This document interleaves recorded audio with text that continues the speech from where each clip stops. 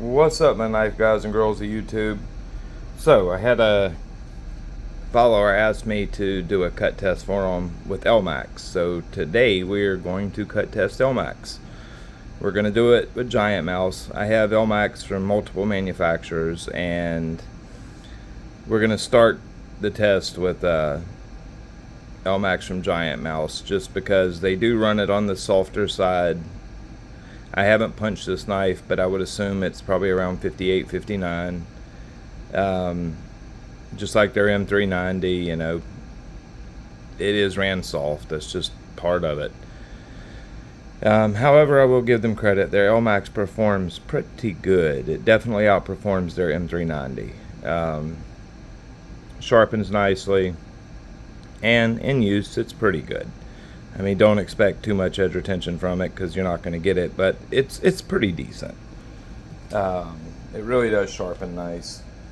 But we're gonna do the old Giant Mouse Ace, and of course it's an Elmax. Great little knife. I enjoy the blade shape, even though I'm not too much on trailing points. But I don't know. There's something about this little knife. It's just comfortable, and it cuts very good. The geometry is a little on the thick side, but not terrible. And due to the grind, it does thicken up pretty quick, but it's still a cool little knife, and I don't know, it's fun to play with. I wouldn't want to have to do no long session of serious cutting with it, but for a general, EDC task is great. That point really gets up under zip ties nicely.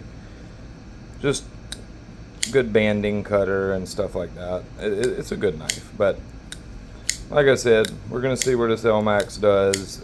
I don't expect too much out of it, but I expect it to do pretty decent. The edge is at 17 degrees per side. It is finished on Koramaku 1000. 5 passes per side on a 1 micron diamond strop. Basically exactly what we do for every cut test, so the edges are consistent. Yeah, I mean, if they ran it a little harder, you would definitely get more edge retention. I wish they would, but they don't, so we're gonna see what we get out of it. Like I said, I don't expect it to do bad, but I don't expect it to do great. One place I will give this credit: once that edge falls off, starts to blunt over, it comes back so nicely on a ceramic rod. Just a couple little passes, you're back to hair popping. And it comes back pretty nicely on a strop too, but the problem with that is it gets slick very quickly on a strop. You might only get 2, maybe 3 strop backs before you've got a glassy edge. So, and that's if you leave it fairly coarse to start with. Like on this edge right here, I would probably get one maybe 2 strop backs, and then the next strop back I would probably be getting quite slick. I'd say I'd get one that's actually pretty good where I don't lose too much bite. By the second or third one, it'll be glassy as hell. So, I don't really suggest that this stuff be taken to too high of a grit finish, and I don't suggest that you run it across a real fine strop progression, or just a single strop at like 1 micron or even a 1/10 micron, something like that. It just gets very glassy and it doesn't cut well, so it responds to a ceramic rod much better than it does a strop. So anyways, let's get to the cut test and see what this stuff does.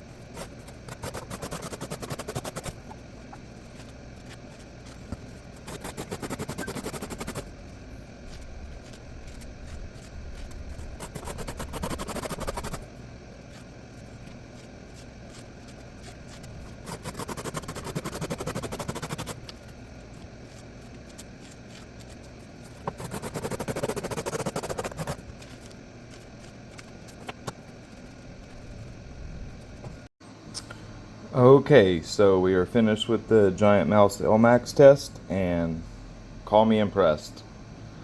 1,033.5 feet. You can clearly see my cut paths from here to here. It's right about an inch.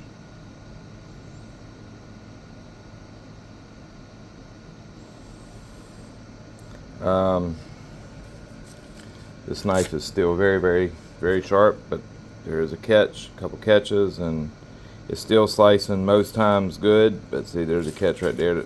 Yep. But most times it's slicing good. It's just, that's a very small catch.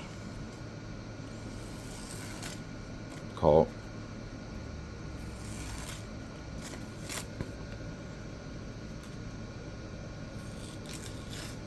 See, it's that one little catch. But still very, very sharp. I'm super impressed. Like I said, I know their Elmax does quite a bit better than their M390 does. I did not expect it to do this good. That was a lot of cutting. That I'm genuinely impressed. Yeah, I actually I'm kind of shocked, to be honest. Yeah, I was expecting, I don't know, right around what Kubi D2 did. Maybe a little less, but that's impressive. Damn, 1,033 feet in, an inch section of edge, and it's still, just got a catcher, little teeny catcher too, that's tearing the paper, but it's, for the most part, it's still cutting paper. It's still cutting newspaper pretty good, but it's got that little catch. See, like that one. Yeah. Caught. But for the most part, it caught. It caught. Yeah. There's that one little catch. See, and that one's good. That one little catch right there is what's doing. It's just a teeny little catch. And for the most part, it's good. It's just, it's hard looking through this camera and doing that. It's that one catch. But the edge is still pretty sharp. Like this edge, yeah. This edge will absolutely come back on a strop, no problem at all.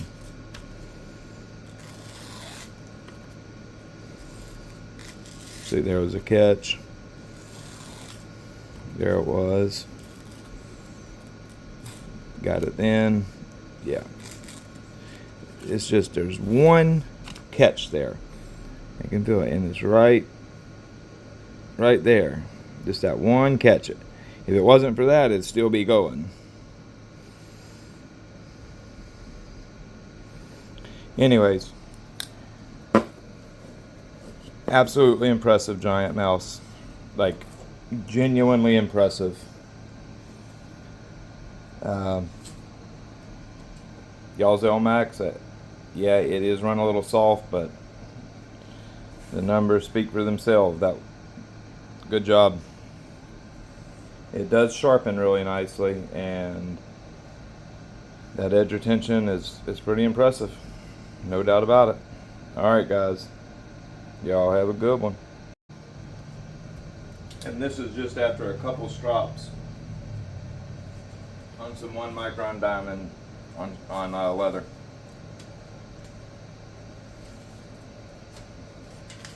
How good this steel came back. I told you it strops back really nice, but it will get slick.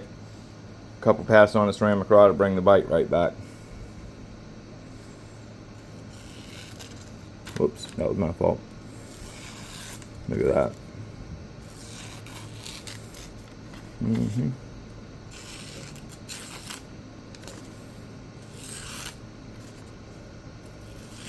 That was just a few passes. Oh, paper felt thick there. Very good. Beautiful. Again, great job, Giant Mouse. I'm impressed.